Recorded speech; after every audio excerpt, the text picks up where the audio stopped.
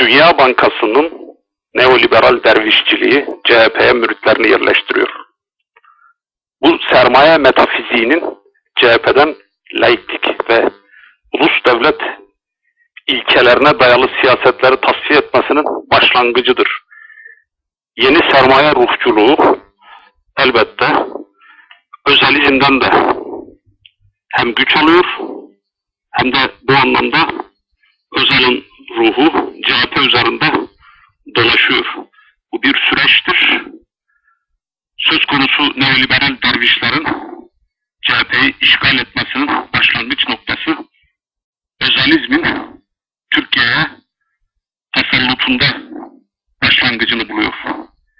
Küresel sermayenin dünya pazarı diktatörlüğü tüm politikaları iktidarsızlık oyununa dönüştürürken devlet kimliğini yitiriyor. CHP ise bu yitirişte üzerine düşeni neoliberal gündemle yerine getiriyor.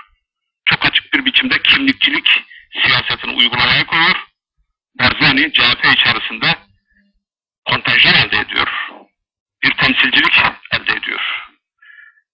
Neoliberal ideoloji gereksiz yurttaş kategorisini politikanın odağına yerleştiriyor. CHP'nin bu konuda da itirazı yok. Çünkü küresel sermayenin Türkiye'ye saldırısı milyonlarca yurttaşı gereksiz yurttaş kategorisine sokuyor. CHP ise bu noktada yeni bir sosyal güvenlik ağı şekillendireceği vaadinde bulunuyor. Bu ağın temelinde Dünya Bankası solculuğunun çarpık ideolojisi yatıyor. Kaybedenlere, ezilenlere, sömürülenlere, mağdur edilenlere Dünya Bankası solculuğu işaret ediliyor. Küresel piyasa sömürgeciliği demokrasi bayrağını üzerimizde dalgalandırıyor ve bu bayrak uzlaşma söylemiyle rengini kazanıyor. Uzlaşma söylemini TÜSİAD'dan MÜSİAD'a bütün büyük sermaye kuruluşları savunmakla kalmıyorlar. Hararetle bunu tüm partiler olduğu gibi CHP'ye de var olmanın temel ölçütü olarak sunuyorlar. Elbette internasyonel desteklerle. Çünkü bunun temelinde dünya finans oligarşisinin istemlerinin yerine getirilmesi yatıyor. Uzlaşma tam da bunlarda oluyor. CHP tıpkı Avrupa Birliği'ndeki sosyal demokrat ve sosyal partiler gibi, sosyalist partiler gibi piyasa sömürgeciliğinin ne yazık ki reform projelerini savunuyor. O partilerin ne olduğunu biliyoruz. Hepsi iktidarı sırayla denediler. Halka acı ilacı içirdiler. Yapısal uyum programlarını uygulamaya koydular.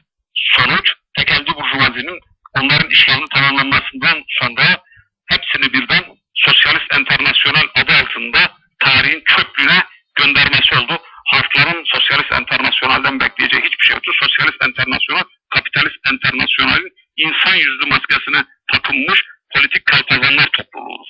Türkiye'yi bu anlamda ülkeden araziye, ucuz emek ve doğal kaynak rezervlerine dönüştüren reformlar yine dünya sermayesinin koçbaşı niteliğindeki Dünya Bankası ve diğerlerinin önerilerinden, siyasetlerinden, hatta Türkiye'deki açık müdahalelerinden oluşuyor. Bu anlamda Dünya Bankası yoksulluk, yolsuzluk ve uyumun toplumsal boyutları konusunda araştırmalara da girişiyor. Bu araştırmaları yapanlar ve bu araştırmaları sahada uygulayanların bir bölümü CHP'de yerini alıyor. Bu anlamda kompradör rejimlerde sistem içi solculuğa Dünya Bankası damgasını vuruyor ve ahlaki yoğunlaşma söylemiyle yürütülen yoksulluk ve yolsuzluk karşıtı kampanyalar politik kalpazanlığın yeni biçimlerini oluşturuyor. Ne yazık ki buna da CHP'nin teşne olduğu bir sürece giriyoruz. Dünya Bankası solculuğu devletin kamu maliyesi parçalanırken yoksulluk yönetimi için esnek bir mekanizma kurmayı amaçlıyor. Kendi sözlüğünü yaratıyor, kendi kavramlarını yaratıyor. Yoksulluk bir yönetim kavramı içerisinde ele alınıyor. Sağlık ve eğitim hizmetleri özelleştirilirken sosyal projecilik yoluyla sorunları çözmenin ne kadar verimli olduğunu ortaya koyan çalışmalar CHP'nin içine işliyor. Emeğin örgütlü bir güç olmasının önüne geçen istihdam projelerinin neoliberal militanları CHP'de ön plana çıkıp genel başkan yardımcılığına kadar tırmanabiliyorlar. Uluslararası yardım programları tarafından finanse edilen sivil toplum örgütleriyle iç içe geliştirilen sosyal güvenlik ağı projeleri CHP'yi Dünya Bankası solculuğunun temsili kurumuna dönüştürüyor. Bu vahim bir gidiş. Dünya Bankası solculuğu büyük bir toplumsal değişim riskini bastırmanın siyasi stratejilerini kuruyor. Bu siyasetin diğer yüzünde ise zaten karşı ayaklanma doktrininin şimdilik örtülü şiddetinin bulunduğunu biliyoruz. CHP kirli savaşın en şiddetli döneminde yer almış deneyimli eski kadrolarda büyük yenilik ve uzlaşma söylemleriyle saflarına sedasız katabiliyor. Bu sessizlik açıkçası tabanın tepkisizliğinden kaynaklanıyor. Yoksulluk ve yolsuzluk ve sermaye birikimi arasındaki belirleyicilik ilişkisi politikadan ne yazık ki dışlanıyor. CHP bu sürecin üzerine yırtıyor. Neoliberal saldırı CHP tabanının dünyayı anlama kapasitesini yok ediyor. CHP kendi tabanına karşı ideolojik savaş ilan etmiş, neoliberal elementiye bağlı yeni sermaye misyonlarının denetimine geçiyor. Demokrasi sermayenin tek tanrı diktatörlüğünü arzuladığı bir saçmalığa dönüşürken CHP yönetimleri sessiz aradan hararetli neoliberal yeni merkez militanlığına geçiş sürecini sancısız bir biçimde gerçekleştiriyorlar. Çünkü eski politikacılar bir köşeye çekiliyor, üzerlerinde büyük bir medya baskısı var. Bunun biçimsel göstergeleri ortada. Siyasetin piyasa dili ve mekanizmalarıyla bütünleşerek medyalaştırılması artık CHP için bir geçerli gerçek. Variyete oyuncusuna dönüştürülen siyasetçi tekelci medyanın özgür ambalajında bir ürün olarak pazarlanıyor. Buna da ne yazık ki hiçbir itiraz vermiyor. Yaratılan ürüne inandırıcılık kazandırmak adına tarihin gördüğü en amansız anti-sömürgeci savaşı Batı karşısında net bir tutumla Avrupa uygarlığını yerden yere vurarak ve antikapitalist renkleri düşüncesine içererek savunan Gandhi bile incesinden yararlanılan bir ürüne dönüştürülüyor. Siyasi piyasanın örgütlenişinde artık seçmen tüketici olarak değerlendiriliyor. Sermayenin halkla ilişkiler düzeni CHP'de ağırlığını duyuruyor. Şarkı sözlerinden iki dizenin ötesine geçmeyen şiirlere kadar kısır bir ince düzeni, postmodern yüzeyselliğin estetik, bilim ve değer yoksunu güncelliğini CHP'nin siyaset sözlüğünün temeli haline getiriyor. İtiraz yok. İtiraz toplumsal cumhuriyet temelinden olmalıdır. Oysa ki cumhuriyet herkesin olandır. Ancak bu herkes kavramına halkın geçim kaynakları üzerinde mülkiyet, ticaret, üretim tekelleri kuranlar dahil değildir. Halklar egemenliklerini devrettikleri şirketlerden geri almalıdırlar. Bu toplumsal cumhuriyetçiliğin temel ilkesidir. Bir diğeri, toplum ister iş sağlayarak, ister çalışamayacak durumda olanlara yaşam araçları sağlayarak tüm üyelerinin geçimini sağlamak zorundadır. Bu insani bir hak değil, halkın stratejik bir yetkisidir.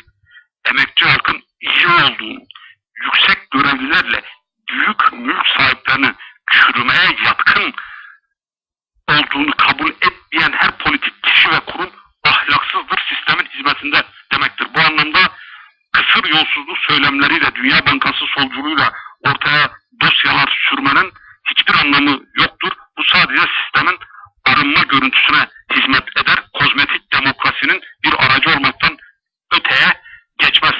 Asıl olan sistemin yapısal unsurunun yolsuzluk, pislik, kirli ilişkiler olduğunun bilince çıkartılmasıdır. Yine toplumsal cumhuriyet yeni kölelik alanlarında çalışan emekçilerin esilen toplum kesimlerinin isyan ve direnme haklarını kabul ederek örgütlenmeyen hiçbir siyasi partinin tarihsel ve ahlaki meşruiyete sahip olmadığının kabulü anlamına gelir. CHP bu konuda kendi tarihini bile unutmuş görünüyor. Emeğin özgürlük mücadelesini durdurmak ve toplumsal hareketlerin değişim taleplerini engellemek amacıyla karşı ayaklanma doktrinine bağlı ideolojik, politik, askeri, hukuki savaş yürütenlere katil, hırsız, çeteci, yağmacı muamelesi yapılmalıdır. Mücadele bu temel üzerine kurulmalıdır. Aksi takdirde toplumsal cumhuriyet, aksi takdirde gerçek anlamıyla toplumsal cumhuriyet mümkün değil, yaşama geçirilemez. Diğeri de zaten cumhuriyet olmaktan çıkar. Yaşatmaktan daha büyük ödüller verme ve öldürmekten daha büyük cezalar dağıtma gücüne sahip olanların egemenliğinde bir cumhuriyet ayakta kalamaz.